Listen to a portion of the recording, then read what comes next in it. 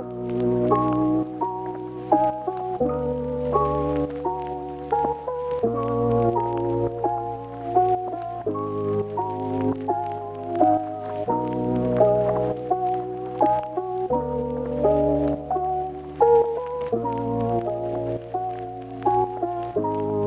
everyone, my name is Eric Maldonado. I work for Say Yes Buffalo School-Based Services Program, and I'm here at Saints Home Church across the street from the UB South Campus in Buffalo, New York. I'm here to interview Mike McKnight. He's one of our alumni and longtime facilitators for the fatherhood program we know as Nurturing Fathers program, as well as Financial Peace University. Let's go in and talk to Mike and see what he's got for us. So, Michael McKnight, thank you for offering up your church space so we can interview you. And by the way, congratulations again for being the Father of the Month for January, year 2021. Good things are coming, right? Yes, sir. Thank you very much for the honor. So tell us a little bit about yourself, Mike. Well, I grew up in Lackawanna, New York, and I grew up without a father. Never knew my father. And so when opportunity presented itself to come to the Nurturing Fathers class, one of our church mothers or church missionaries suggested I come. My basis was to come and learn about the class and then come back and teach to the faith-based community. But in coming to the class, I found out so much stuff that I thought I had let go. And so the class really helped me. You know, I've already been a father. My children are pretty much grown.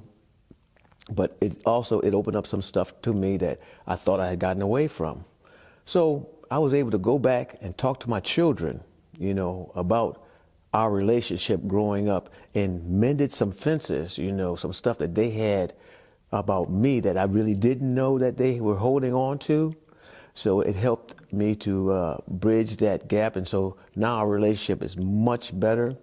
And then also learning some of the things in Nurturing Fathers helped me with my wife, Annette, and her 4 sons and 1 daughter. So I'm able to deal with the blended family thing where, you know, I was having some issues, you know, because all of them are over 21. So coming into that space, you know, there's a certain way you have to come in and so that they respect me, I respect them. And so we get along a lot better, and it's all to the Nurturing Fathers class. You know, it taught me a lot of things about that dynamic and dealing with the kids, her kids. So I retired from Honeywell International as an accountant, lived in Michigan my whole adult working life, and I came back to Buffalo in 2012 to take care of my aging mother who has dementia. She's 96 right now, so it's a blessing. And that's another thing that Nurturing Fathers helped me do is talk about patience, you know, how to develop patience. And, you know, you're once a child, twice a child, once an adult. So my mom is in like that childhood stage, so the Nurturing Father helps me deal with her a little more better. Wow, that's beautiful.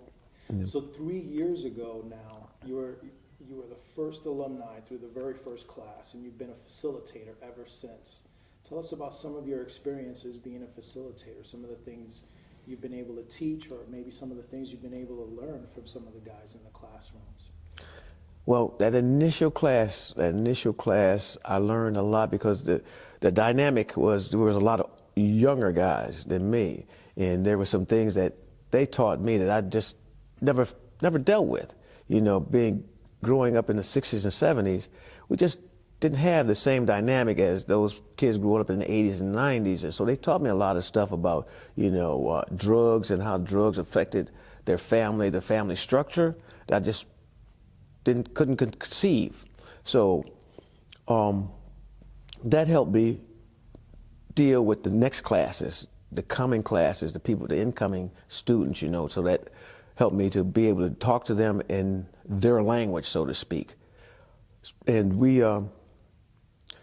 the thing that I always wanted growing up without a dad was to be a better father, okay? And in being a better father, I wanted all the young, because there's a lot of young fathers out there, that don't know, all right, didn't have a father in their lives like I didn't have a father in my life.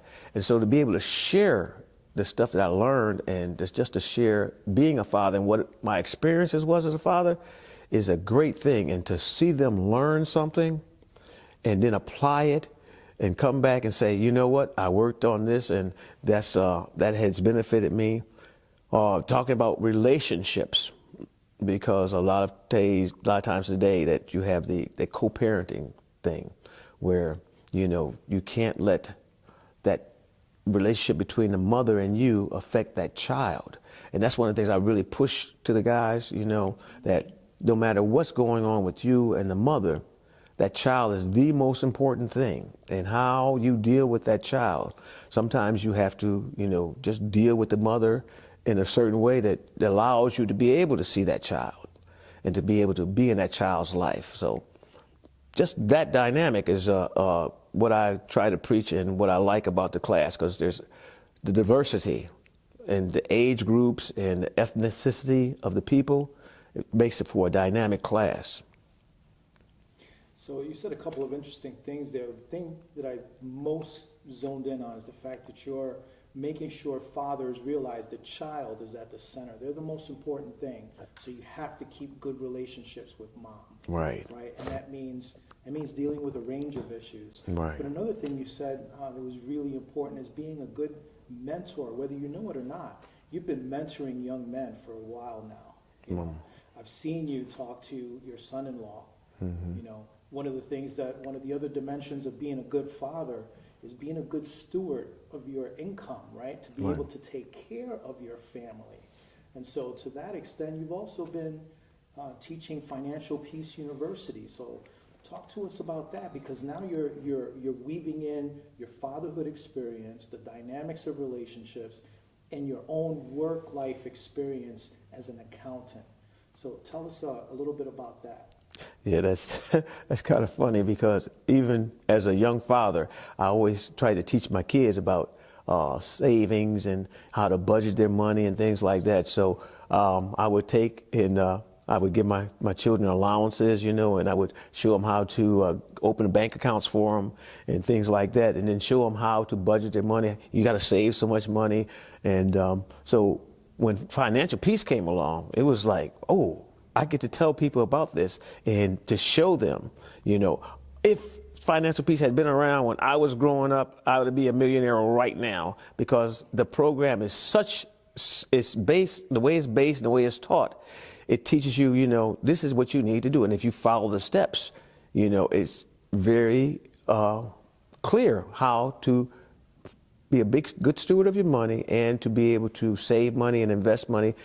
My children went to school and didn't have to pay for their college. You know, they have no college loans, and that's one of the big things with going to school. Zero college loans? Zero college loans. Wow. Yeah, they came out of school for 4 years. I only promised them 4 years. After the 4 years, it's on you. So, but they both went back to school. But when they came out of school after 4 years, they had no college loans to pay for. So with the Financial Peace and the Nurturing Fathers, when you combine them together, you know, it makes for good fathering, because you can teach these people how to save money. And that's one of the biggest things with relationships, is the fight over money.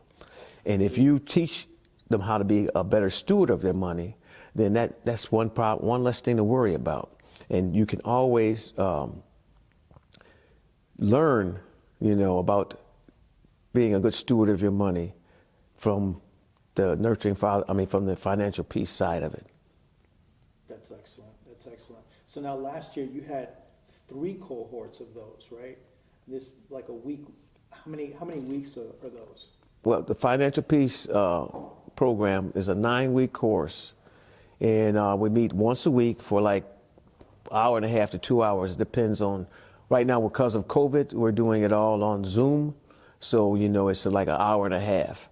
In 9 weeks, we had 3 cohorts. We graduated approximately 28 people out from the class. Oh, let me rephrase that. 28 people attended the class, of which we graduated 15. So And it's a very dynamic class. It's all run by Dave Ramsey. It's based on his theories and everything. So, it's not some fly-by-night thing. It's based on facts. So, So you got a number of different things going on. So tell me, what's coming up in the future for either Nurturing Fathers or the Buffalo Fatherhood Initiative? What's in the future for Mike? Well, right now we're trying to go with we're starting a program to try to get money, gather money. What's the word I'm looking for? Fundraising. Fundraising, yes, fundraising. We're doing a fundraising thing with the Fatherhood Initiative, and we're trying to get funders. And my personal thing is I want to get in touch with somebody from football, some type of sports organization, So I think if I can sit in front of just one person, and I can talk to them about the fatherhood program that we have here at Fatherhood Initiative, I think we can generate a lot of funds, because a lot of those kids, a lot of young men that are in sports today, they did not have fathers in their lives and things like that. They had some good mentors, but I think they would love to give back to the Fatherhood Initiative. We're having a financial peace class starting February 16th. For all those that want to attend, look for it on the Nurturing Fathers website on Facebook, and it's a couple other places too. But the Engaging Fathers. The Engaging Fathers Task Force website or Facebook page also has the link to register. And we also having a Nurturing Fathers program starting on the 16th of February. And it's Buffalo Public School is funding it or focusing on it or promoting it. So those are the things that are coming up right now. Those all sound great. So let's end it this way. Tell me, what would you say if you had 1 minute to give a young man or a new father some advice? What would you say to them? If I had 1 minute, I would tell them that you control your life and the life of your child. And what you put into them is what they're going to get out of it. So give your all and believe in them. Have confidence in them. Make sure that they know that they're loved and that they can do anything that they want as long as they put the work in to do it.